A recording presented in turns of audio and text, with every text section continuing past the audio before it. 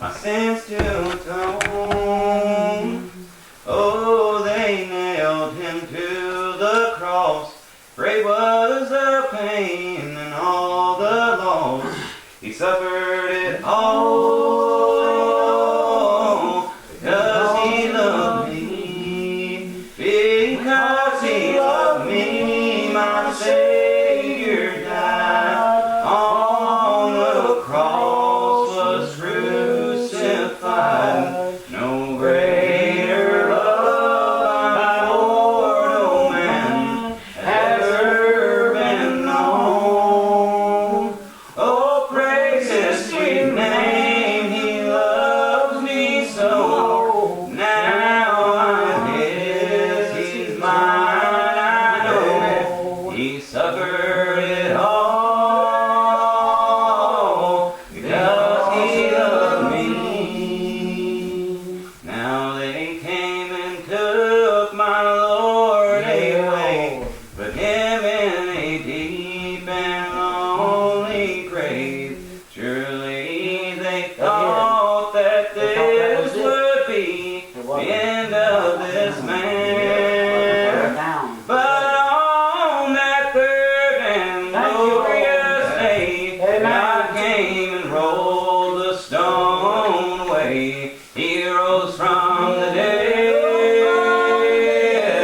because he loved me. Because he loved me, my Savior died on the cross, was crucified. No greater love, my Lord, no man has ever been known. Oh, praise his sweet name, he loved me so. Now I'm his, he's mine, I know. He suffered it all because he loved me.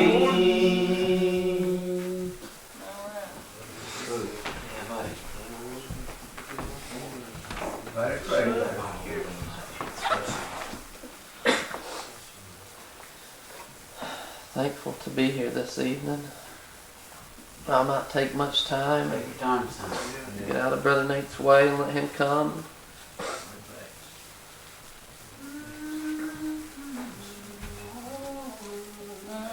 Still, I've been sick a few days this week and not felt very well, Brother Benny. My body still doesn't feel completely normal, but I guess that's okay. Yeah. World don't see us as normal anyways, Brother Jason. They don't. But if the Lord would bless and you brothers would pray, I would stand and try to say something that would be pleasing unto the Lord and shortly get out of the way here. We could come up with many excuses, Brother Jerry, not to come out to church and not to serve God. The devil's going to do that, Brother Nate. The devil's going to work on us. Brother Randy, he'll come and he'll try to tear us down. Oh, why it seems like all the time he's there, Brother Jerry, just trying to weaken us and maybe bring us down a little bit.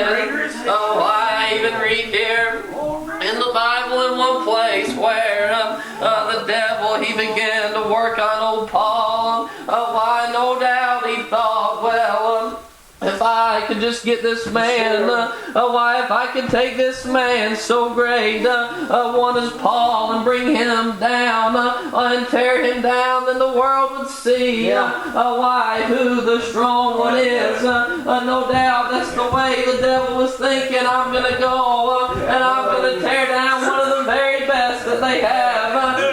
And bring him down to my level here. You see, even old Paul began to write, and he said, behold, there was a thorn in my flesh. Brother Jerry, that's what he said. He began to write about it, and he said, why, for this thing I besought the Lord thrice, that it might depart from me. And he began to talk about that right there, and he said, I love what my Lord said to him. He began to tell him, my grace is sufficient for thee. is made perfect in weakness. Most gladly, therefore, will I rather glory in my infirmities, that the power of Christ may rest upon me. I'm glad that today, when I feel low and weak in this life, Brother Dave, just one touch from the Master's hand, He can pick me back up, Brother Randy. I'm glad that when I'm weak, then I am strong, because there is one that's strong today. Why? And He lives in me, friends. He lives in me today. He's alive today. Why? No matter what the world says, He is alive today. But you see, I began to read about old Daniel one time. Daniel, you see, was a great man. Daniel was a good man, always trying to serve the Lord. Why? And I guess the people there, why turned from God, said that they turned from Him and they were living in their sin. And so I love what Daniel did. It says that old Daniel there, he began to go to the Lord in prayer. Why? And I love, he didn't just point his finger at him, Brother Benny, and say, you have sinned. Why? You have turned from God. You're walking down the wrong path. Why? But every time when he would pray, he said, we have sinned. We have come up short, Lord. Lord, we have turned from you, God. And he always included himself, Brother Randy. And that makes me think, well, we always ought to see that we are sinners here.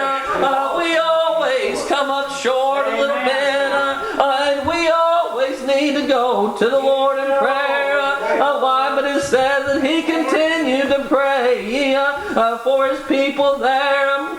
And Daniel, you see, he always had these visions. Why? And I thank God for those visions that he had. And he began to have one night. And it says, why that I believe he said that he had ate no bread, neither drank no wine for so long, Brother Jerry. Why? He just continued to pray. Why? And he said that he had a little vision. And it said that when he lifted up his eyes after talking to the man, said that he seen a man standing there, Brother Benny. It didn't say a name, I don't believe. Why? But he told me what he looked like. He said, behold, there was a man, why, standing before me. And what did he look like, Brother Jerry? Said his face was as lightning. Said that his eyes were like a flame of fire, girded from head to toe, white and pure gold, brother. And what about this man today? And said that his arms and legs were as fine brass.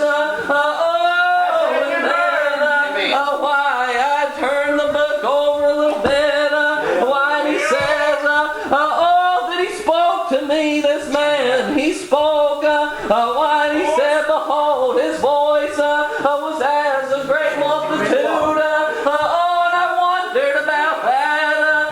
Why? Something about his voice was a little different, you see. Why? Who is this man? And I turned the book over a little bit and I see where there was another man began to write one time. John's son. He began to write and he said, behold, I heard a voice. Why? That was as a trumpet, a great trumpet here. You see, when that voice speaks to you, you're going to know it, brother. And it's like no other voice can speak. I'm glad that when he comes by your way, you're going to know that voice, brother. Why? John continued to write, behold, I turned to see this man that spoke to me. What he looked like, John. Behold, he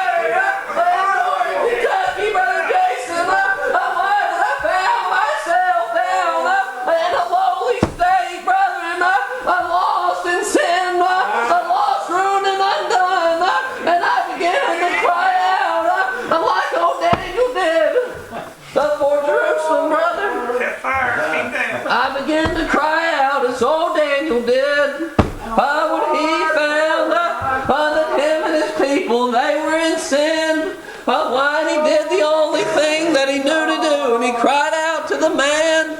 Why I found myself in that state one time, and I began to cry down beside a little bed, Brother Randy. Oh, and I knew when that voice spoke to me, when I felt that spirit come over me, Brother Jerry, I know who that was. I could feel him all over me. When I felt him, Brother Mike come into my heart. I just believe that if I would have looked up and I could have looked the right way, Brother Benny, there'd been a man standing there, girded in fine gold, his eyes were as a flame of fire, his feet were as bright, brother. I believe I'm going to go meet this man one of these days, Brother Jerry. I believe I'm going to get to go and meet this man one of these days. See him for myself, brother, and then I will be satisfied. Then when I wake in his likeness, I'll be satisfied, Brother Jerry. I'm going to tell this and I'm going to get out of the way, but you see, it seems like every time we turn on the news, we find something bad going on. We got bad news. Look at our country, Brother Nate. We're in a bad shape. We got bad news all around us. Why? How many people have we seen has got killed in Tennessee in the last week? Why? Just from silly stuff that we don't even know, Brother Jerry. Just bad things happening all around us, Brother D-Train. But you know, why? I've had some good things happen. I've got some good news the last couple weeks, Brother Benny. I know there might not be many of us out today, Brother Nate, but I feel like sharing some good news. You see, and I'm glad that my God is alive and He's working today, and I'm glad that He can bring good out of a bad situation, brother. You see, and I want to tell you today that you see, I worked with a woman. Why? And we was talking, Brother Jerry, you know her. And we was talking, she was in a bad shape one time because just a few weeks back, because she had a daughter here.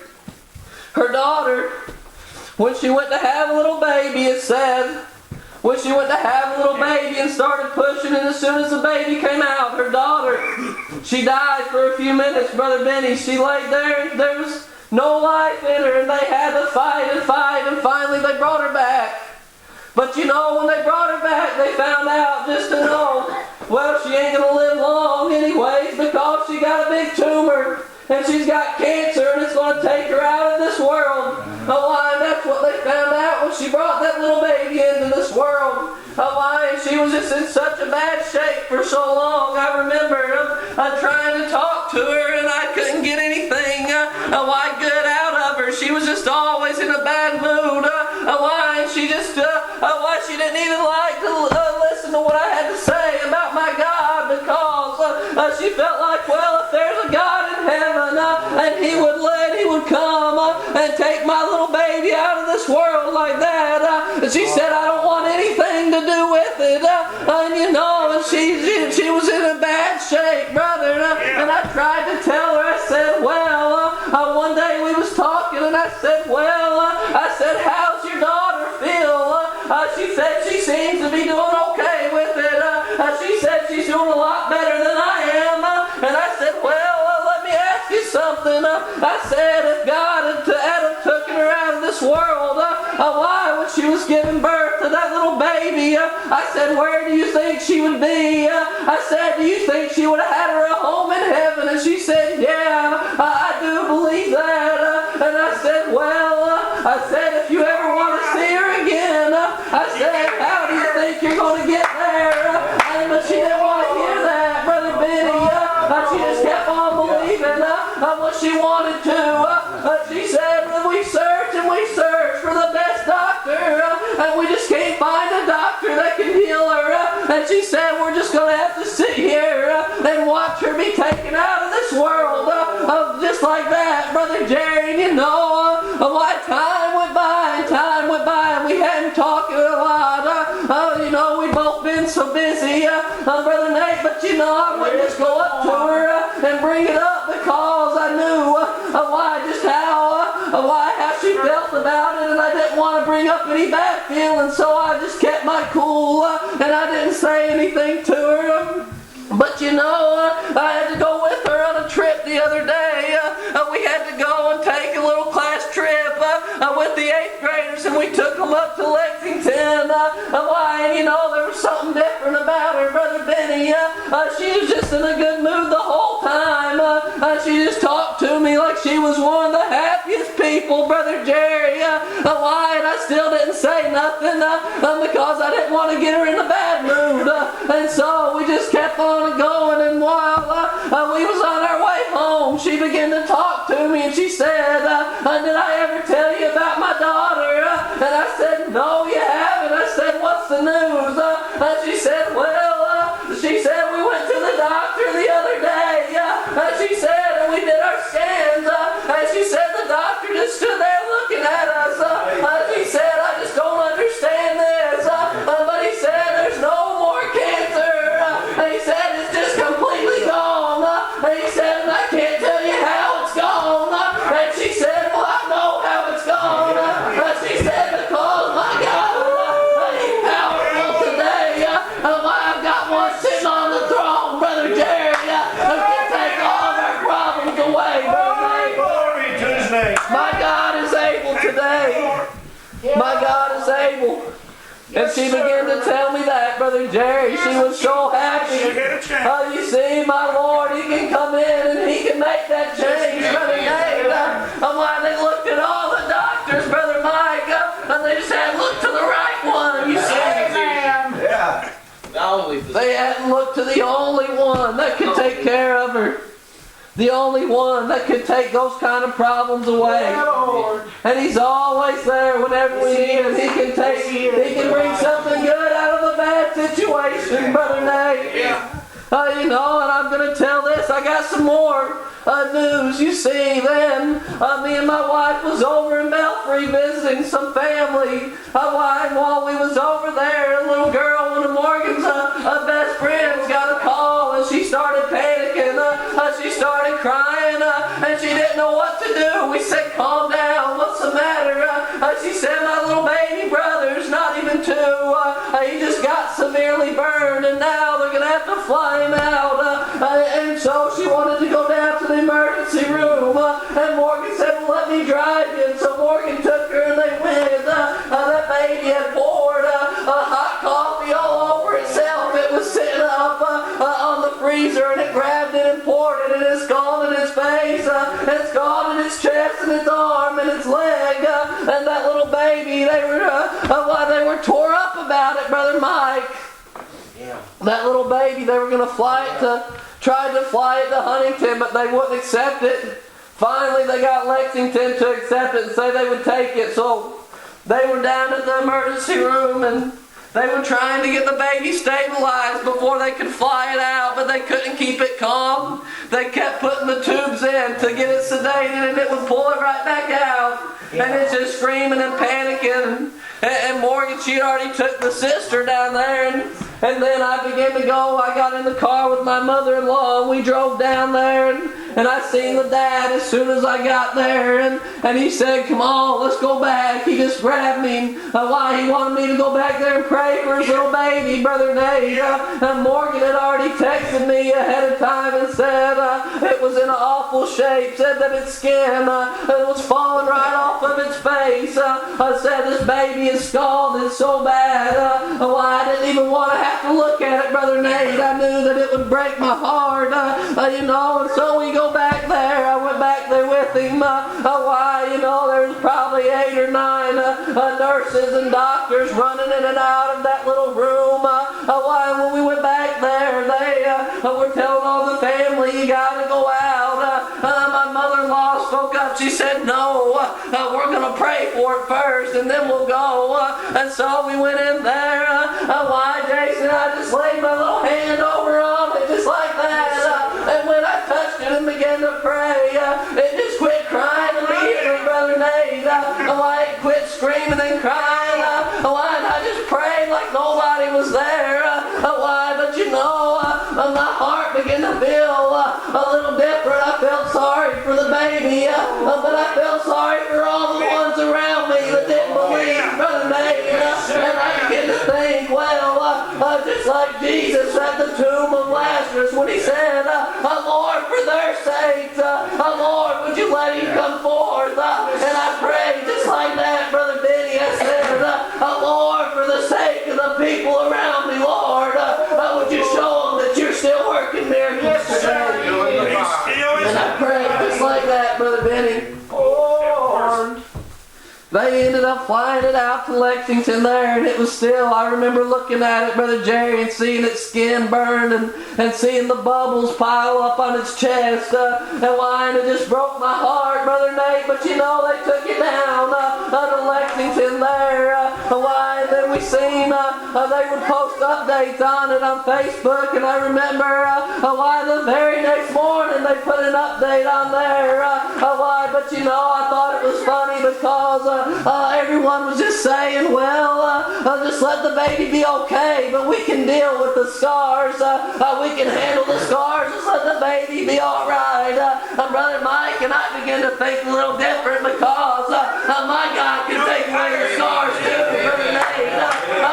You know, we seen on the internet the next morning, they posted, they said the baby's coming home. Everything's all right. We got some more good news, Brother Benny. Yeah. Got more good news. Yeah. My Lord is still working today. He works miracles every day. He does. He worked a miracle in me when I was lost and had no hope. No hope in me, but He found me. Why, He saved my soul, brethren. He gave me hope.